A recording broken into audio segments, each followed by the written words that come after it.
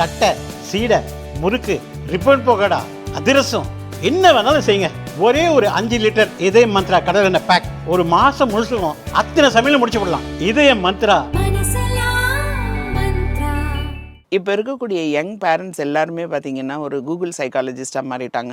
So நம்ம அவங்க குழந்தையினுடைய சில ஆக்டிவிட்டீஸை கூகுள் பண்ணி பார்க்குறது, சாட்ஜிபிட்டியில் போட்டு பார்க்குறது, இதெல்லாம் பார்த்துட்டு அவங்களுக்கு வந்து ஒரு சுட்டித்தனத்துக்கும் ஹைப்பர் ஆக்டிவிட்டிக்கும் வித்தியாசம் தெரியாமல் அவங்களே ஒரு லேபிள் பண்ணுறது, என்ன ஒரு ஹைப்பர் ஆக்டிவ் கிட்டு மாதிரி நடந்துக்கிற அப்படின்னு சொல்லிட்டு. இப்போது ஒருத்தங்க கால் பண்ணுறாங்க, ஒரு 3.5 இயர்ஸில் ஒரு பேரண்ட் வந்து என்னை கால் பண்ணுறாங்க. அவங்க கால் பண்ணி கேட்குறாங்க, இது மாதிரி என் குழந்தைக்கு ஹைப்பர் ஆக்டிவிட்டி இருக்கான்னு செக் பண்ணணும் அப்படின்னு சொல்கிறாங்க. நான் சொன்னேன், உங்களுக்கு ஹைப்பர் ஆக்டிவிட்டி குழந்தைக்கு இருக்குது நீ யாராவது சொன்னாங்களா அப்படின்னு கேட்டால் இல்லை அப்படின்னாங்க. உங்கள் பீடியாட்ரிஷியன்ட்ட கேட்டிங்களான்னா இல்லை அப்படின்னாங்க. அப்போ எதை வச்சு நீங்கள் ஹைப்பர் ஆக்டிவாக உங்கள் குழந்தை இருக்குதுன்னு நீங்கள் யோசிக்கிறீங்க அப்படின்னு கேட்டால் கூகுள் பண்ணி பார்த்தேன், அவன் செய்கிற விஷமெல்லாம் அப்படி தான் இருக்குது. அவன் செய்கிறது சுட்டித்தனமா இல்லை ஹைப்பர் ஆக்டிவா, இதை வந்து யார் டிசைட் பண்ணுவா, பேரண்ட்ஸா இல்லை சைக்காலஜிஸ்டா? இதை கூகுள் பண்ணி பார்க்கறது, சிம்டம்ஸை கூகுள் பண்ணி பார்த்து நீங்களாம் உங்கள் குழந்தைய வந்து லேபிள் பண்ணுறது தயவு செய்து பண்ணாதீங்க. என்ன ஹைப்பர் ஆக்டிவ் கிட் மாதிரி நடந்துக்கிற அப்படிங்கிற அந்த வார்த்தை வந்து குழந்தைக்கு எப்படி போகும்னா, ஐ ஆம் அ ஹைப்பர் ஆக்டிவ் கிட் அப்படிங்கிற மாதிரி அந்த குழந்தைக்கு போய் ரீச் ஆகும். என்ன உனக்கு வந்து லேர்னிங் டிசபிலிட்டியா, பிக்கும் பிக்கும் உனக்கு வித்தியாசம் தெரியாதா? இன்றைக்கி தான் 2.5 வயசுலலாம் ப்ரீகேஜி போட்டுடுறாங்க, ப்ரீகேஜியில் எழுத கற்றுக் கொடுத்துட்றாங்க. So small B, capital B, small letters capital லெட்டர்ஸ்னாலே என்னன்னு தெரியாது. அந்த குழந்தைகிட்ட போயிட்டு ஸ்மால் லெட்டர் பிக்கும் ஸ்மால் லெட்டர் டிக்கும் வித்தியாசம் கேட்டால் அந்த குழந்தை என்ன பண்ணும்? ஒரு 3.5 வயசில் தான் நீங்கள் போடுறீங்க அப்படின்னு சொன்னால், like don't label the child like நீ ஹைப்பர் ஆக்டிவ் கிட் மாதிரி பிஹேவ் பண்ணாத. It's a labeling. நீ வந்து எல்டியா, நீ பார்த்து எழுத மாட்டியா? உங்களோட ஃப்ரஸ்ட்ரேஷனையும் உங்களோட வந்து ஒரு ஓவர் எக்ஸ்பெக்டேஷனையும் அந்த குழந்தைகிட்ட திணிக்காதீங்க. ட்ரை டு ஐடென்டிஃபை, உன்னால் முடியும். எந்த ஒரு இடத்துல வரும்போதும் அந்த குழந்தையினுடைய மோட்டிவேஷனை அதிகப்படுத்துங்க, கான்ஃபிடென்ஸை அதிகப்படுத்துங்க. இது பேரண்ட்ஸ் கையில் மட்டும்தான் இருக்குது. ஸோ சுட்டித்தனமாக ஹைப்பர் ஆக்டிவிட்டியா, இது ரெண்டுத்துக்கும் ரொம்ப ஒரு தின் லைன். அந்த லைனை வந்து பேரண்ட்ஸாக உங்களால் கண்டுபிடிக்க முடியாது. ஸோ கண்டிப்பாக சைக்காலஜிஸ்ட் கிட்ட கூட்டிகிட்டு வந்து நீங்கள் எவாலுவேட் பண்ணுங்கள். Because before labeling the kid, try to understand that you are actually degrading your own kid. அதை நீங்கள் ஞாபகம் வச்சுக்கிட்டு நீங்கள் வந்து பண்ணுங்கள். ஏன்னா 2 to 3 இயர்ஸில் physical and mental development will be very rapid, ரொம்ப ஹையாக இருக்கும். the child is very curious, want to know about many things. Bus நிற்கிற இடம் பஸ் ஸ்டாண்டுன்னா, ட்ரெயின் நிற்கிற இடம் ட்ரெயின் ஸ்டாண்டு தானே, ஏன் ரயில்வே ஸ்டேஷன்? இதெல்லாம் குழந்தைங்ககிட்டேருந்து வரக்கூடிய question.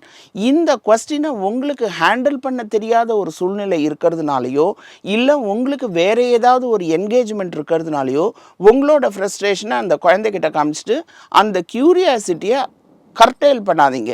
Because 2 to 3 years old நீங்கள் பெரிய சயின்டிஃபிக் எக்ஸ்ப்ளனேஷன் ஒன்றும் உங்கள் குழந்தைக்கு கொடுக்க போகிறதில்ல. அதாவதுடா கண்ணா, ஸ்கை ஏன் ப்ளூவாக இருக்குது, ஏன் பிளாக்காக இல்லை அப்படின்னா இதுக்கு ஆக்சுவல் ஒரிஜினல் எக்ஸ்ப்ளனேஷன் என்ன அப்படின்னு இந்த மாதிரிலாம் நீங்கள் குழந்தைக்கு எக்ஸ்பிளைன் பண்ண போகிறதில்ல. So try to give satisfactory answers. Single line is also fine. But ஆனால் அந்த குழந்தைக்கு டைம் ஸ்பெண்ட் பண்ணுறதுக்கு டைம் கொடுங்க. டைம் கொடுத்து அந்த குழந்தையினுடைய க்யூரியாசிட்டியை இன்னும் அதிகப்படுத்துங்க, கர்டைல் பண்ணாதீங்க. Give satisfactory answer so that the child comes and ask you some other question. இந்த மாதிரி கொஸ்டின் கேட்குற அந்த கொஸ்டின் கேட்கணுங்கிற தன்மை, that is inquisitive nature of the child. அதை நீங்கள் கர்டைல் பண்ணிடாதீங்க. ஸோ நீங்கள் வந்து ஒரு சாட்டிஸ்ஃபேக்டரி ஆன்சர் கொடுக்கும்போது அந்த குழந்தை வந்து ஒரு அண்டர்ஸ்டாண்டிங் கெப்பாசிட்டிக்குள்ளே வரும். ஏன்னா அதுக்கு 12 வயசில் தான் புரிய ஆரம்பிக்கும், இல்லை ஒரு 8 வயசில் தான் அதுக்கு புரிய ஆரம்பிக்கும் ஏன் வந்து நம்ம இந்த மாதிரியெல்லாம் நடக்கிறது அப்படிங்கிறதுக்கு. பட் ஆனால் அதுக்கு நீங்கள் முன்னாலேயே அதோட இன்க்விசிட்டிவ் நேச்சரை கர்டைல் பண்ணிட்டீங்கன்னா, I am not worthy of anything அப்படிங்கிற அந்த ஒரு தாட் ப்ராசஸ் அந்த குழந்தைக்கு வந்துடும். ஸோ லேபிள் பண்ணாதீங்க குழந்தைங்கள. உங்களுக்கு ஏதாவது டவுட் இருந்தது அப்படின்னு சொன்னால் நீங்கள் ப்ராப்பராக சைக்காலஜிஸ்ட் கிட்ட போயிட்டு எவாலுவேட் பண்ணுங்கள், rather then googling it out and chat GPTing it. சுட்டித்தனமாக ஹைப்பர் ஆக்டிவிட்டியா, இதை நீங்கள் எப்படி டிஃபைன் பண்ணிக்கலாம் அப்படின்னு சொன்னால், நார்மலாக வீட்டில் செய்கிற குழந்தைங்க ஏறி இறங்குது, லைக் ஒரு ஜன்னலில் பார்த்தா ஏறி இறங்குறது, சோஃபாலேருந்து ஏறி குதிக்கிறது, இதெல்லாம் ஒரு ஹைப்பர் ஹைப்பர் ஆக்டிவிட்டியே கிடையாது. அதெல்லாம் நார்மலாக குழந்தைங்க பண்ணுற ஒரு சுட்டித்தனமாக நீங்கள் வந்து அதை எடுத்துக்கலாம். லைக் எந்த இடத்துல நீங்கள் வந்து ஒரு லைன் ட்ரா பண்ணி நீங்கள் சைக்காலஜிஸ்ட் கிட்ட போகணும் அப்படின்னு சொன்னால், உங்கள் ஸ்கூல்லேருந்து குழந்தைங்கள வந்து அடிக்கிறான், உட்கார மாட்டேங்கிறான், அன்னெசரியாக குழந்தைங்கள போய் அடிக்கிறான், அவன் கத்தின்ண்டே இருக்கான், இந்த மாதிரி விஷயங்கள். அண்டு போர்டை பார்த்து எழுத முடியல, தானாக சாப்பிட முடியல, ஒரு இடத்துல உட்கார்றது கிடையாது, கிளாஸை விட்டு வெளியில் ஓடி போயிடுறான், இந்த மாதிரியான விஷயங்கள். இல்லை வீட்டுக்குள்ளே வந்தால் கூட வீட்டுக்குள்ளே உட்கார்றதில்ல, டபால் டபால்னு வெளியில் ஓடி போயிடுறான், கூப்பிட்டாலும் வர்றதில்ல, கோபம் அதிகமாக வர்றது, இந்த மாதிரியான விஷயங்கள்லாம் இருந்ததுன்னா please go and visit a psychologist.